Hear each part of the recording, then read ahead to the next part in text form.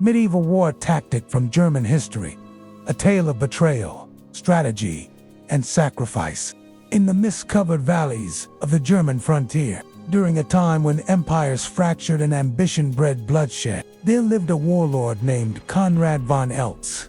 His name is mostly forgotten in modern memory, but his tactics changed the course of a brutal medieval siege. What unfolded was not merely a battle of swords and shields, but of loyalty, love, and loss. You swore this would not happen again, Konrad. You promised, and I lied. Because promises do not protect the people, tactics do. The fortress of Eltz. Lady Annalena, once a minor noble and now a warlord's wife, carried the heavy burden of every hidden soul within those walls. Lady Annalena, daughter of a minor noble, now wife to a warlord, bore more than rings upon her fingers, bore the weight of every soul hidden behind those walls. A flashback to happier times. If you must fight, fight like a wolf, not like a butcher. A wolf has teeth, my love, but even he knows when to wait behind shadows. He was never truly hers. His mind, always calculating. His heart, hidden beneath iron and command. The siege begins. Count Theobald von Richten came not only with fire and sword, but with secrets, for among his ranks marched a traitor one who knew the fortress gates from within. The secret tunnels. Beneath the cold stone lay a hidden network tunnels carved generations before. It was through these that Konrad would enact the most cunning, yet devastating, strategy of his life. We will not fight them at the gates. We will let them in and bury them under their own greed. We would lose the East Tower. Innocents live there. Sacrifices are the currency of war. Annalena's discovery. You would doom our people. Burn our own halls. For what? A chance at glory. For survival. Glory is for poets. Then let them write of your cruelty, not your courage. The false retreat, the tactic begins.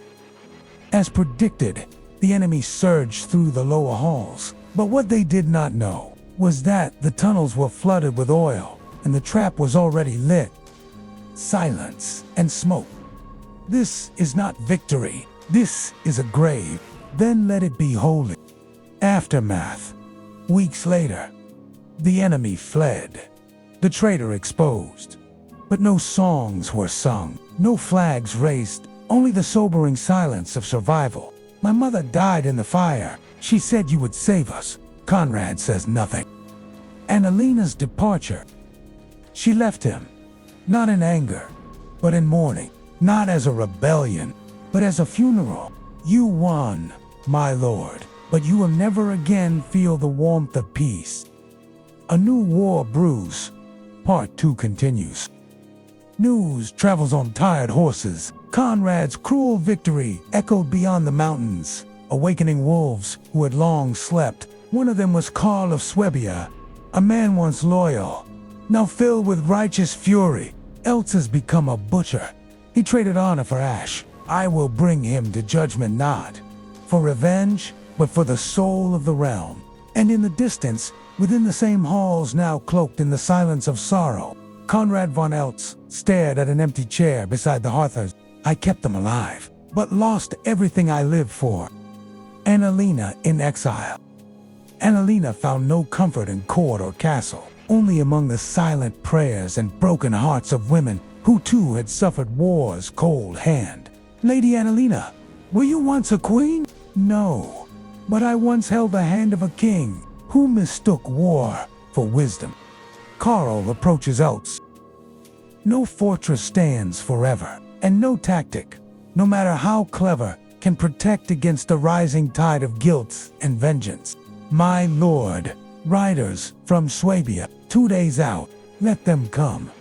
This time, no tunnels, no traps, just men and judgment. Winters wait. Konrad trained not for survival, but for atonement. Every movement was a confession, every breath a memory. My lord scouts report Karl marshes with over 500 men, veterans and the people. They will not fight for you. then they will not need to. This time, I fight for what remains of me. Call strategy. Else will expect a siege, but we will not wait. We strike at dawn, while he still counts ghosts in the dark.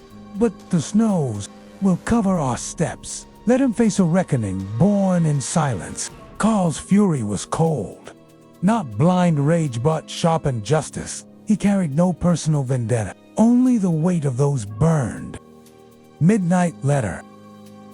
That night, Conrad wrote one final letter, not to command troops, not to plan tactics, but to reach the only soul who had once warmed his heart. Annalena, if this is to be my end, I write not to ask forgiveness, but to say, your absence taught me more than war ever could. What I built in stone, I burned in pride, and now I stand amidst ruins of my own making. Should you hear of my death, know it was not in conquest, but in surrender. Conrad. He last preparation. There were no banners raised in Castle Eltz that morning, only old men, scarred sons, and the guilt of a commander, willing to bleed beside them. We may not hold, my lord. Then we will fall, with dignity. The first charge. No horns, no rallying cries, only the fury of boots in snow. The defenders of Eltz stood behind a broken gate, swords drawn, waiting for history to decide if this day would be their last. For the fallen, for justice, for the realm, steel met steel, not for glory, but for ghosts. The final stand.